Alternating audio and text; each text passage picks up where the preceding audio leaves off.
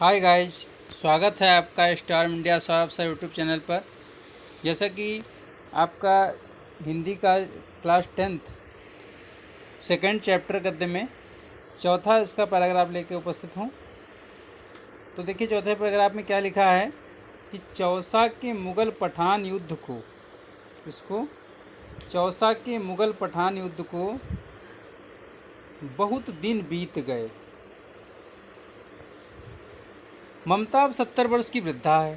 तो चौसा में मुग़ल और पठान शेरशाह सूरी और मुग़ल बादशाह हुमायूं के बीच युद्ध हुआ था।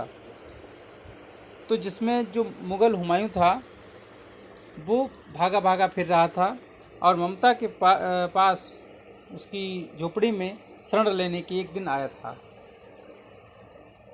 तो जब वहाँ से वो चला गया तब उसने अपने साथी मिर्जा से कहा कि यहाँ पर एक इसका भवन बनवा देना। झोपड़ी में के लिए कहा कि यहाँ पर इसका भवन बनवा देना। तो ममता जो थी अब 70 वर्ष की वृद्धा है। ममता कैसी हो गई है? अब 70 वर्ष की वृद्धा हो चुकी है। और जब उसने ये बात कही थी तो वह अपनी झोपड़ी में तो उसने ये बात सुनी थी पहले। तो वह अपनी झोपड़ी में एक दिन पड़ी थी। शीतकाल का प्रभात था, यानी कि ठंड का समय था। उसका जीर्ण कंकाल खांसी से गूंज रहा था, यानी कि अब वो वृद्ध हो चुकी थी और उसको खांसी आ रही थी। उसका जीर्ण कंकाल खांसी से गूंज रहा था। ममता की सेवा के लिए, जीर्ण कंकाल का मतलब अब वो वृद्ध हो चुकी थी, उसके शरीर में केवल हड्डियां ही हड्डियां शेष रह गई थीं।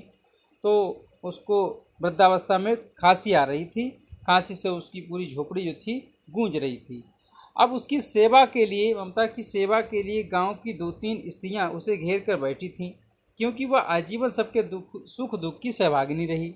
तो ममता की सेवा करने के लिए गांव की 2-3 स्त्रियां उसको घेर कर क्यों बैठी थी? क्योंकि जब भी किसी के यहाँ कोई समस्या होती थी, जब कोई बीमार होता था, तो ममता हर किसी के सुख दुख के लिए हमेशा तत्पर रहती थी। इसलिए जब आज वो बीमार पड़ी तो गांव की स्त्रियां जो थीं उसे भी घेरे हुए थीं, क्योंकि वो आजीवन सबके सुख दुख की सहभागिनी रही।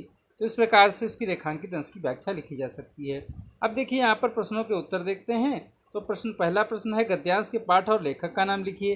तो गद्यांश के पाठ का नाम क्या है? ममता। लेखक का नाम आपका जयशंकर प्रसाद, जैसा कि हम इससे पूर्व में इस चैप्टर के जो अन्य गद्यांश करवाए हैं उसमें लिखवा चुके हैं। अब दूसरा क्या कह रहा है? रेखांकित अंश की व्याख्या कीजिए। तो देखिए यहाँ पर रेखांकित अंश की व्याख्या के लिए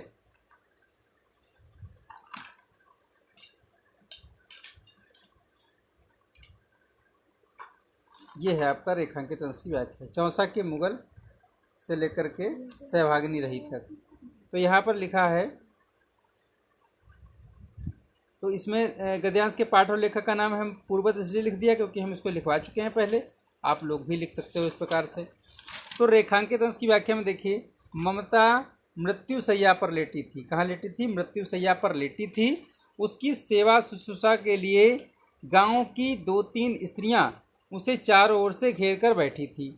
यद्यपि उसका कोई सगा संबंधी न था, किंतु उसने जीवन भर लोगों के सुख दुख में उसका साथ निभाया था। इसलिए अंत समय में उसकी सेवा के लिए गांव की स्त्रियां जो थीं उसके पास उपस्थित थीं, क्योंकि उसने हमेशा हर किसी का सेवा में वो लगी रही जीवन पर्यंत। इसीलिए गांव की स्त्रियां जो थीं उसकी सेवा में लगी हुई थीं। अब यहाँ पर देखिए अगला प्रश्न है, गद्यांश में चौसा के मुग़ल पठान युद्ध का उल्लेख क्यों किया गया है? तो चौसा के मुग़ल पठान युद्ध में मुग़ल हुमायूं ने ममता की झोपड़ी में शरण ली थी। जाते समय उसने अपने आदमी से कहा था कि मिर्जा, इस स्त्री का घर बनवा देना। चौसा युद्ध समाप्त हुए अनेक दशक बीत गए, किंतु ममता की झोपड़ी के स्थान पर घर न बना। इसी के उल्लेख के लिए गद्यांश में चौसा के मुग़ल पठान युद्ध का उल्लेख किया गया है। अब अगला प्रश्न है, गद्यांश में ममता के चरित्र की किस विशेषता को प्रकट किया गया है? तो गद्यांश में ममता की आजीवन सबके सुख दुख में सहभागी रहने की विशेषता को इस गद्यांश में प्रकट किया गया है। तो इस प्रकार ये आपका चौथा गद्यांश हो गया। आप लोग उसको सही से पढ़ करके लिख सकते हो आसानी से, सरल शब्दों में। ठीक है, धन्यवाद।